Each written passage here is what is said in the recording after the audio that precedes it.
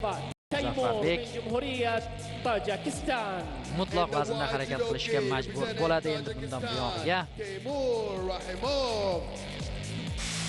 Dastlab tatamiga tojikistonlik Temur Rahimov taklif qilinmoqda. And in the blue judogi representing Uzbekistan, Muzaffarbek Turaboyev. Qadrli do'stlar, kutib oling. Jahon chempioni, Olimpiya o'yinlarining bronza medali sohibi Muzaffarbek To'raboyev.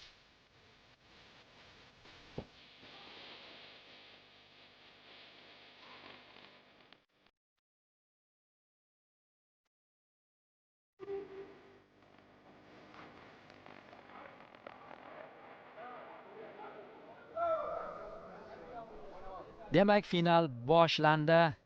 Bo'y borasida, vazn borasida deyarli tenglik, tafovut yo'q.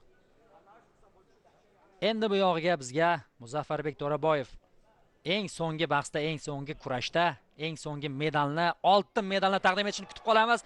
Birinchi hujumning o'zidayoq Yukomi bu yerda Vazaridek ko'ringan edi. Ippon degan yozuvlar chiqyapti hozir.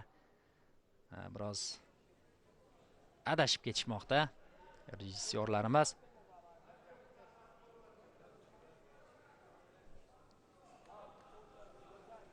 Hakamning harakatlari biroz tushunarsiz kechmoqda hozir.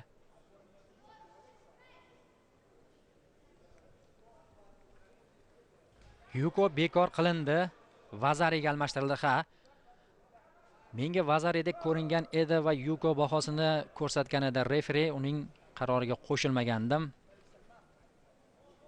Yakunda to'g'ri bo'lib chiqdi. O'zi bu vaziyatda Yuko bahosini ko'rsatish bilmadim.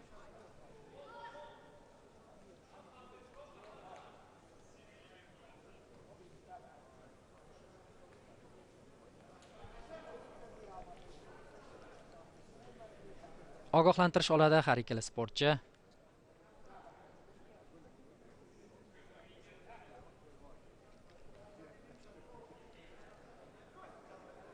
Muzaffarbek To'raboyev aytib o'tdik, 100 kilogramgacha vazn toifasida jahon chempioni hamda Olimpiya o'yinlarining bronza medali sohibi. Temur Rahimov esa avvaldan mana shu mutlaq vaznda harakat qilib keladi.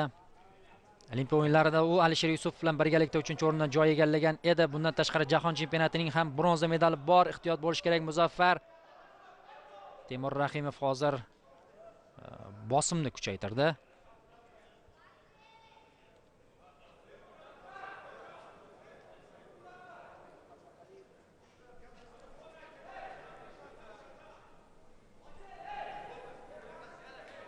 Bu vazn toifasiga moslashish, adaptatsiya jarayoni Muzaffarda biroz qiyin kechdi. Albatta, bu boshqa sportchilarda ham kuzatiladigan jarayon.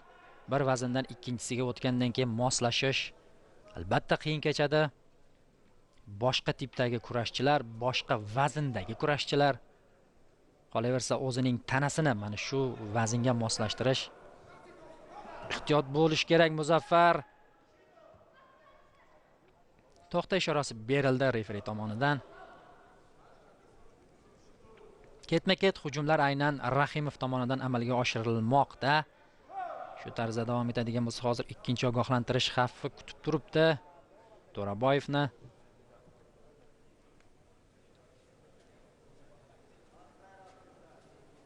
Tojikistonlik dzyudochi 28 yoshda, hamyurtimiz esa 25 yoshda, biroz bo'lsa ham tajriba aynan raqibimiz tomonida. Qo'lini tepadan o'tkaza oldi hozir Muzaffar. Ikkinchi marotaba o'sha hujumning takrori bo'ladimi?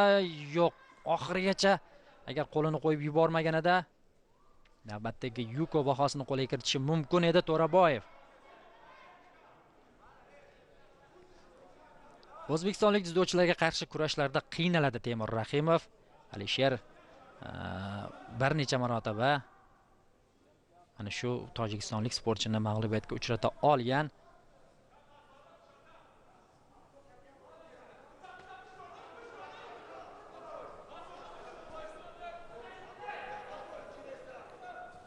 Muzaffar o'zining vaziyatini kutyapti. Albatta Temurga ham hujum qilish imkoniyatlarini beryapti.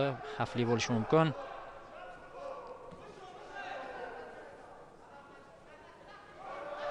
oyog'i qolib ketyapti. Muzaffar negadir berib qo'yapti raqibiga.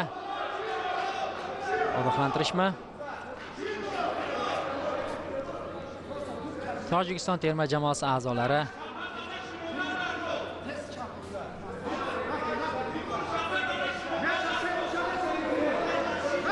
ikkinchi ogohlantirish, ikkinchi Shido. Muzaffar uchun xavfli vaziyat yaratadi bu.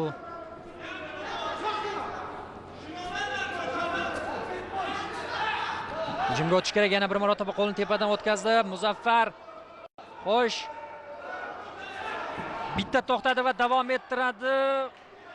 Vaziyatni o'zi uchun yaxshi yakunlay oldi Temur Rahimov bu hujum mobaynida. Nevaza uchun ham imkoniyat qoldirmagan edi.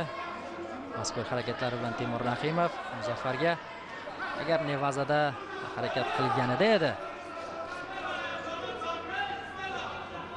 biroz vaqtdan yutgan bo'lar edi To'raboyev. Hozir